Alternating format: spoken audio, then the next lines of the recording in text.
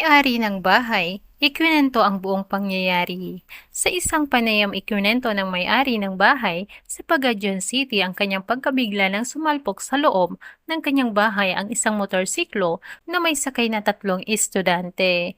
Ayon sa kanya, pauwi na siya matapos sabihan ng rider na may parcel siya, ngunit laking gulat niya nang biglang pumasok ang motor sa bahay. Isa sa mga estudyante ang agad na nasawi sa lugar habang hindi siya sigurado sa kalagayan ng isa pa.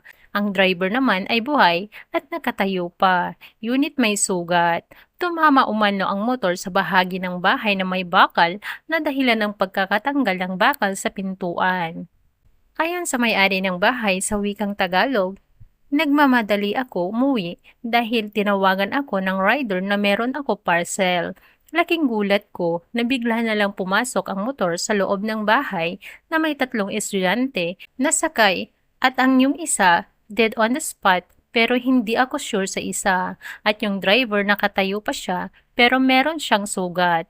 Doon talaga sila tumama sa may bakal at natanggal yung bakal sa pintuan.